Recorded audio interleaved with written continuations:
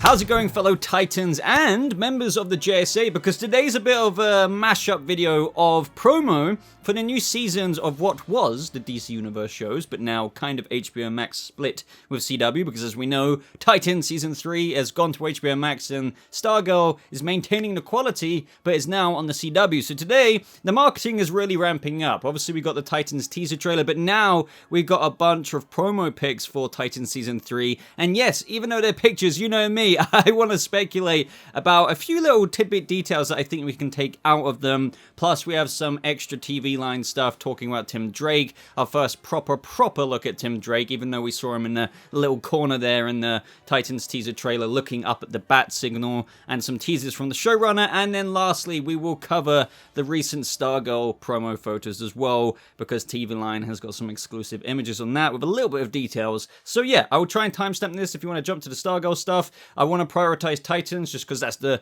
newest information. So without further ado, guys, I'm buzzing to get into this stuff like this. It's like we don't get too much, but sometimes I like when we get little slithers because it's good, and these images are very tasty. So like the video if you do go on to enjoy it, and of course subscribe for more videos like this, of course. So the social media for Titans has said, take a look at the Titans. August 12th can't come soon enough. I can't speak. But first of all, let's start with good old Dick Grayson. Here we see Dick Grayson. Not too much to say there. However, I do want to, this is where it gets a bit reaching. Pay attention to the background scenery. I don't know if this one applies so much to what I will speak about, but yeah, good old Brenton Thwaites, Dick Grayson, Season 3, he is Nightwing, of course, leading the team in Gotham. Batman steps down because of obvious reasons. You know how it goes. He's got a lot on his plate, a lot of leadership skills to, I guess, hone and develop this season. But there's not too much to say other than Brenton Thwaites looking like good old Brenton Thwaites here. Now, up next, our first proper look, if you will, at Tegan Croft's Raven, because we didn't get to see her in the trailer. Now, obviously, we'll see Raven and Donna Troy, of who we didn't see in the teaser trailer, in the proper trailer, which, you know, who knows when that's really going to drop, and knowing my luck, it's going to drop on a day when I'm away or something. But yeah, the fascinating thing about this is, what we know about Raven is that she went to Themyscira because her powers are growing, and she felt like she could do something more for Donna Troy. Obviously, that means she was coming back to life.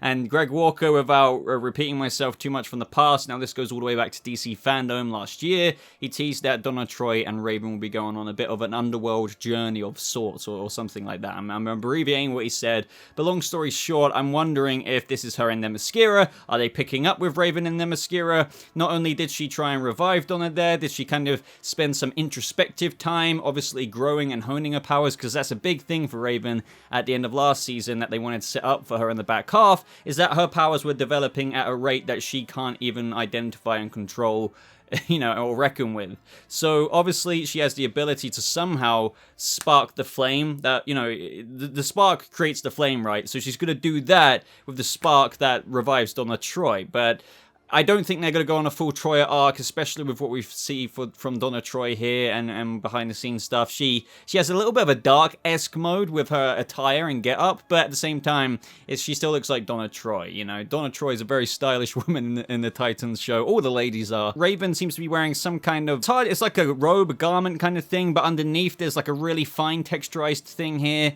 It's not like I know Themyscira and Amazon frickin' fashion, but I'm guessing this could very well be on a random island, if you know what I mean, Themyscira, but I really don't know. It's just good to see Raven. And up next, oh my god, Anna just looks, look, she looks gorgeous. She looks absolutely, wow.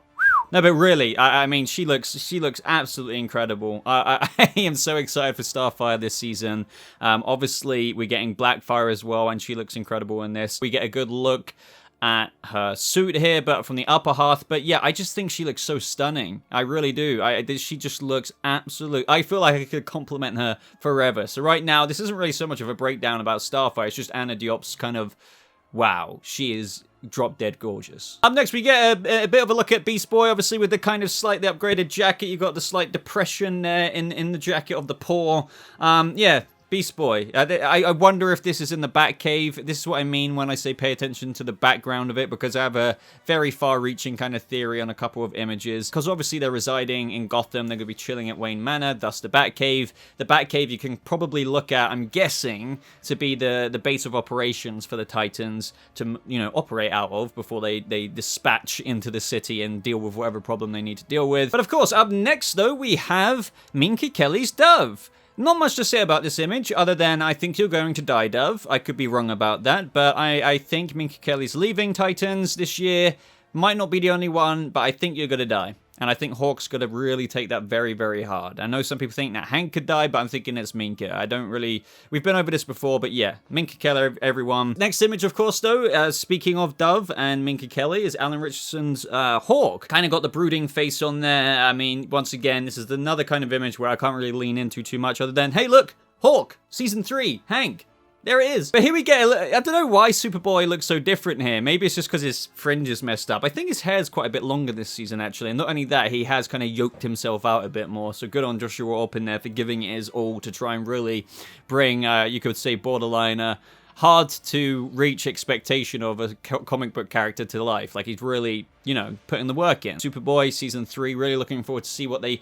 Honestly, like, one of the biggest things about Season 2 I loved is like, oh my god, are we going to get more into Lex Luthor? Obviously, we had Cadmus involved, other clones, the 50-50, you know, Lex Luthor and Superman DNA. Like, what are the potential possibilities with Season 3? I really hope they don't bench him. I'm not saying they are. What I mean, and I don't think they will, but I hope they don't bench the possibilities they could do in Season 3 of him. Like, I want more Lex stuff. Just get Lex Luthor on the phone if you can't properly use him. Just something. I need something. That would be so cool.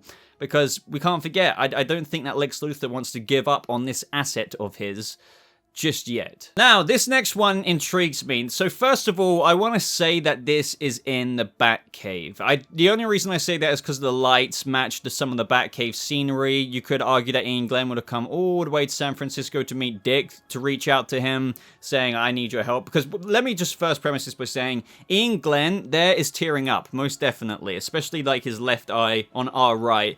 This seems to be an emotional scene. Now, obviously, I'm not going to try and act omniscient. I don't know what's going on in this scene, but if it was my best guess, it could be it could either be one of a few things. This is, as Jason died, and Dick is just talking to Bruce Wayne, and they're talking about the logistics of, I think you need to help me out in Gotham because I need to take some time off, or something like that. B, this could just be after the death in of itself anyway, like he's just like having a scene talking to probably Dick Grayson. Who else would he really be talking to here other than maybe Tim Drake, but that's probably not going to happen until much later. So, and number 3, this could just be yet again another generic scene after the scene that we've seen in Wayne Manor where he seems to be coming in looking pretty devastated, and the top theory right now is that Ian Glenn's Bruce may not kill the Joker, but he may very well go out there with a crowbar himself and beat the Joker senseless within an inch of his life. And Batman just pulls himself back, but getting so close to that line, especially after being a veteran Batman, one who probably feels like he must be so comfortable in his own shoes and knowing his own moral code that he doesn't think he would ever break it, to only get that close to breaking it at his veteran stage must really shake him up. So I'm guessing, look, I'm not going to waste any more time. Either way, this is an emotional scene, and I can't wait to see England's Bruce. Big fan of him. Moving on to Donna Troy. Donna Troy's look here is a mood. Connor Leslie's just looking gorgeous as usual as well. Sorry, but I did these women, they are good looking. One thing that I find interesting here is I think we spot a soldier in the background and probably a truck. So this matches up to the behind the scenes photos, because basically near the finale it looks like there's GCPD barricades being put up everywhere. This isn't really spoilery, but it looks like there's some kind of military or kind of military police type presence in Gotham. Who knows what's going on there? Some kind of Red Hood all-out war with the Titans. Is fear gas roaming the streets? Toxin, whatever. Who knows? But this seems to be a photo from a little bit later on in the season, maybe. Up next, talking about the lovely ladies of Titans, we have Savannah Welsh's Barbara frickin' Gordon.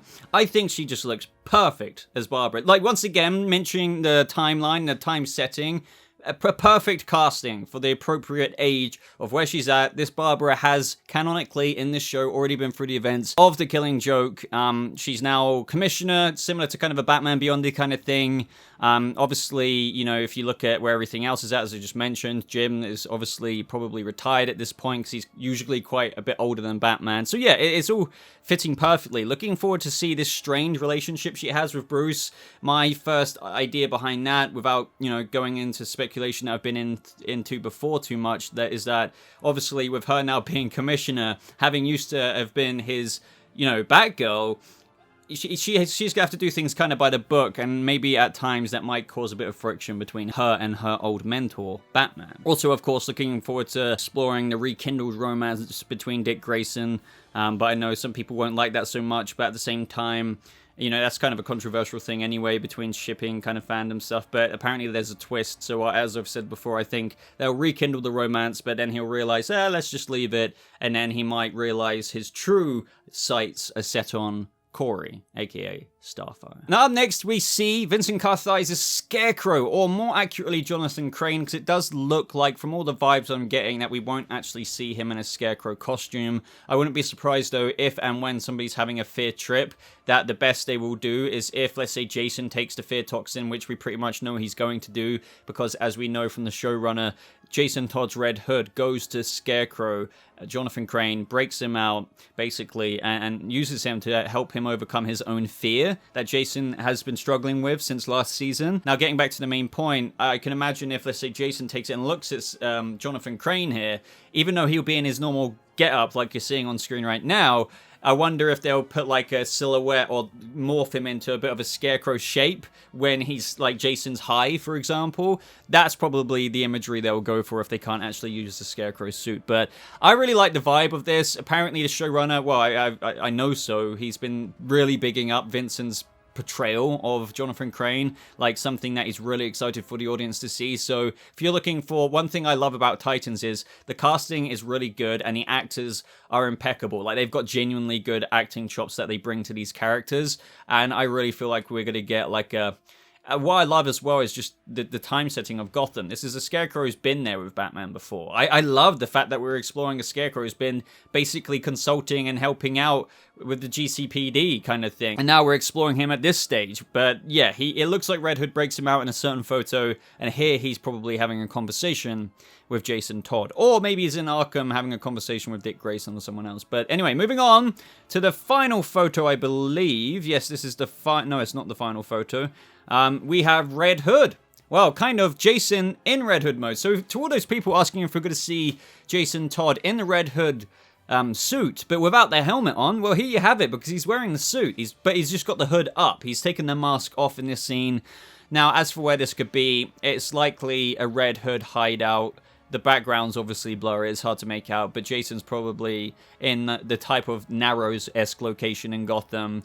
Who's he looking at here? It's hard to tell. Could it be Scarecrow, Jonathan Crane? Either way, though, whoever he's looking at here, he's happy to look at them without the mask on, because I have to believe, for at least a little bit of time during Season 3, that the Titans won't know, similar to like the comic book material, that Red Hood is actually Jason returned. I wonder how long they're going to play that on for. Is the reveal going to be a big reveal? Or is it going to be like, who is this Red Hood character? And then it's quickly revealed that it's Jason who's returned. I really do wonder about that. Could this be the very scene where he's taken the mask off and is looking at Nightwing? The things like that are running through my mind. And then lastly, with these photos, we have, of course, Blackfire. Now, I don't know about you, but that looks like a Wayne Manor brick to me in the background that she's leaning against. I mean, I could be wrong, but to me, it looks like Blackfire isn't as much of a threat as they made out to be. I think there is obviously going to be some friction there, but evidently from behind-the-scenes set photos, that resolves maybe not fairly quickly, but it resolves to a point where it looks like she's working with her sister for the remainder of the season. So I don't know what's going on there, but hey, she looks amazing. Can't wait to see what's going on with the sister relationship next season, how quickly that gets resolved, and everything good like that. But let's move on to the next photo, if you will, but this was separately released. And we get our first proper look at Tim Drake here, and he's wearing the excellent Gotham Golden Noodle House. So in this situation, his parents are running a noodle house in Gotham. We've seen that, I believe, in behind-the-scenes set photos. We kind of already covered this before, and I believe in the trailer when we see him looking up at the bat signal. That's probably right outside the Gotham Nude House. The Gotham Nude House? The Gotham Noodle House! One thing that TV Line teases here, though, with some kind of new information, but stuff you would expect of this character in an adaptation, Lycurgo will recur as Tim Drake, a streetwise kid who has managed to grow up in Gotham without losing his indelible belief in heroism. Tim's easygoing demeanor is backed up by a near-genius mind, a natural detective with a perception of detail far beyond his years. In fact, now quote-unquote, upon the Titans' arrival in Gotham, an obsessive young man, Tim Drake, suspects he's cracked the identities of both Batman and Robin, showrunner Greg Walker tells TV Line, and in doing so, gets pulled into Gotham's dark mysteries. It is very much so falling in line with like the source material reflecting what they're going to do in Titan Season 3. He's going to figure out the identities of Batman and Robin, most likely Dick Grayson's Robin, not Jason Todd's,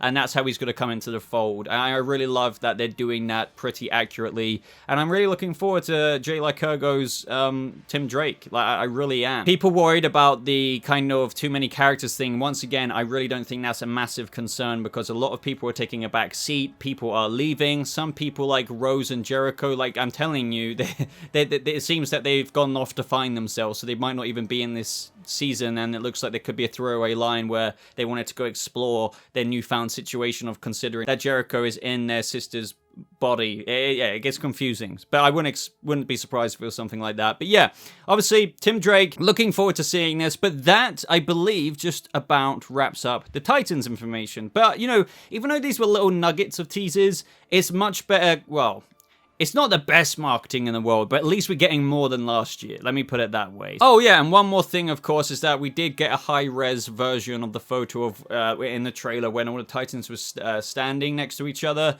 and we see just how badass, like, Starfire looks in a suit next to Nightwing, and I believe Gar was there, Crypto, and Connor. It's just great having a high-quality version of that. But now let's move on to TV Line's article about Stargirl. Now, a lot of these shots are familiar scenes that we got from the trailer, but we do get a little bit of teasers from TV Line in terms of what they know about the context of these scenes. So up first is A Starman is Reborn. I like that little play on words there with A Star is Born. So this character, played by Joel McHale, who showed up in the season finale bonus scene, Sylvester Pemberton / Starman again, we presume, has some very specific questions for this waitress in the season 2 premiere. And oh, the waitress isn't just anybody, by the way. Am I missing something? Is there a waitress character that we know from last season? If not, though, who is this waitress? Now, obviously with this Starman, very, very fishy stuff is going on. It almost seems too obvious to say this is just a fake-out Starman, because that's like the most, yeah, as I said, most obvious thing. He's not the real stuff, but like, if so, how is he the real Sylvester, aka Starman? Where's he been all of these years?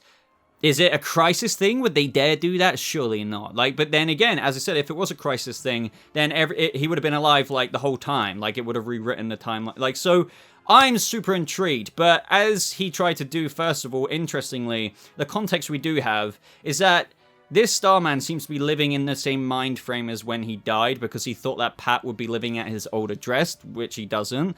So the next best step for him to do is to go to a waitress, I'm guessing in Blue Valley, and ask her some questions. Maybe this waitress is somebody of significance to the old GSA, maybe a lady or a woman that they knew who could give him more information, but ultimately this remains to be seen. Up next in this image, we have Courtney's stepdad, Pat. Luke Wilson, seen here talking to Green Lantern's daughter, Jenny, finds himself having to catch Courtney and company up on several pieces of OG JSA lore. I'm looking forward to that. Few, if any of them, falling under the category of good news. Has Pat been sugarcoating a particular event from the superhero group's illustrious past? Which is very interesting teasers there. He's saying these pieces of OG JSA lore, few, if any of them, falling under the category of good news. And, you know, maybe Pat hasn't been divulging the absolute transparency with the superhero group's illustrious past in terms of this specific event. Maybe they're running with the shade before. Maybe some stuff where they had the JSA wasn't so successful, but they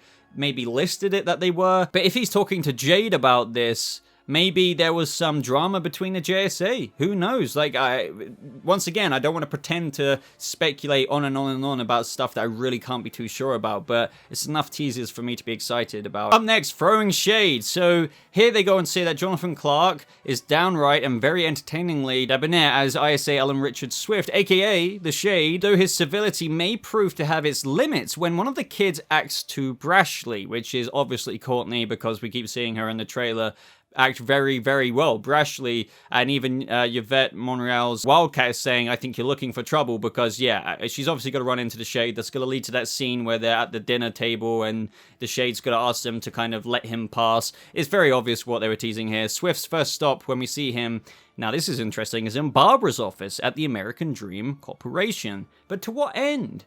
Yes, to what end? What would... Maybe he wants to pick up where Jordan Marquand left off, but obviously with his own desires, because he got booted out or left the ISA beforehand due to creative differences, I suppose you could say, between ISA leader Jordan Marquand. So, yeah, the thing that's going to be massive this season is the Shade's purpose is going to be mysterious for quite some time, I think. And that's something they are playing at.